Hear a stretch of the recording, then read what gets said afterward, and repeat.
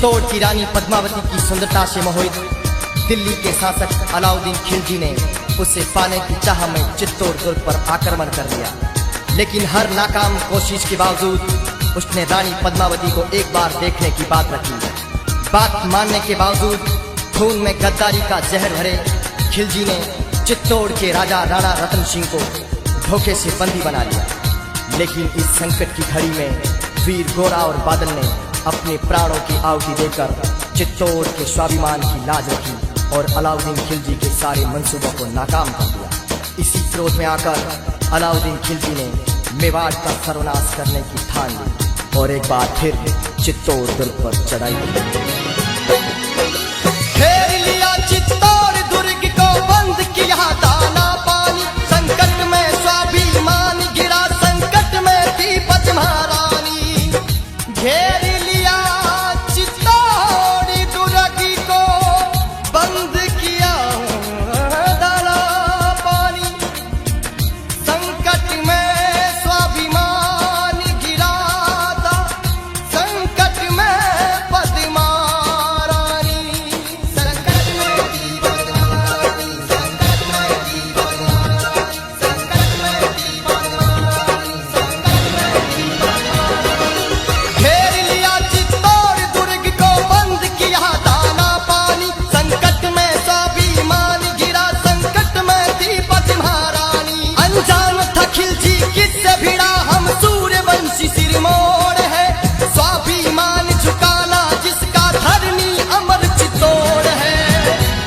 स्वाभिमान अमर हमारा, पद्मनी स्वाभिमान अमर तुम्हारा। स्वाभिमान अमर हमारा, पद्मनी बलिदान अमर तुम्हारा।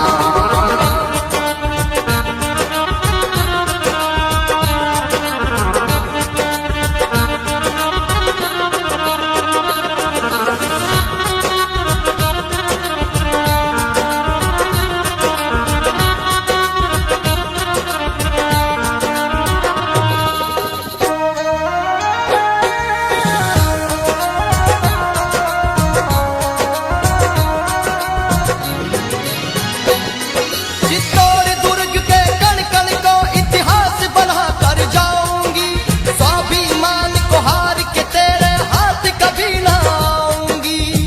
चित्तौड़ दुर्ग के कण कण को इतिहास बना कर जाऊंगी, स्वाभिमान को हार के तेरे हाथ कभी ना आऊंगी।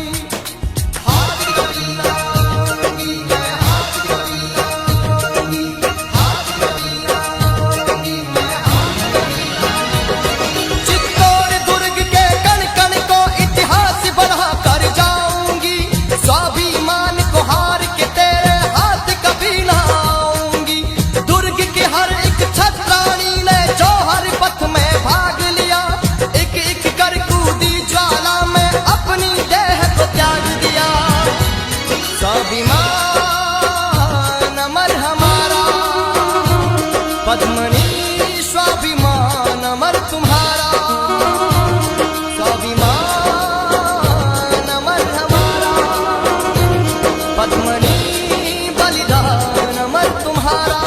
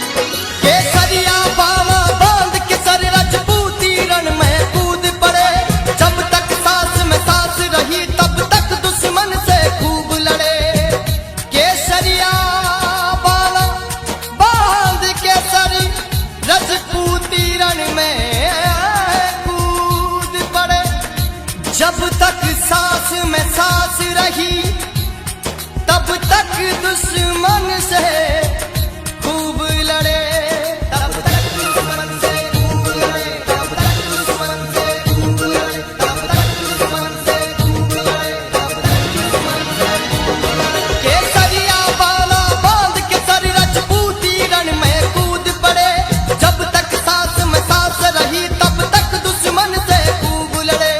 सत्य सनातन धर्म वीर कण कण में गौरव भर देंगे, पृथ्वी की क्या बात करो अंबर के सरिया कर देंगे।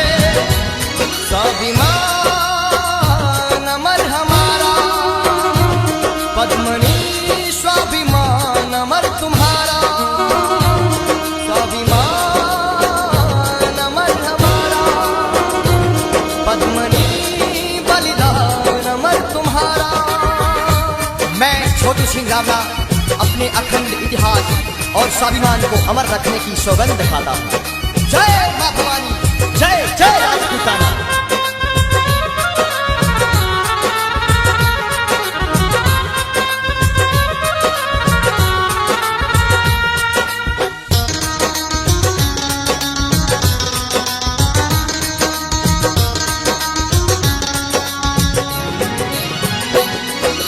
जब तक घट में रही शारदा क्षत्रिय रक्त जगा दूंगा, हिंदू धर्म की रक्षा में सबको तलवार थमा दूंगा।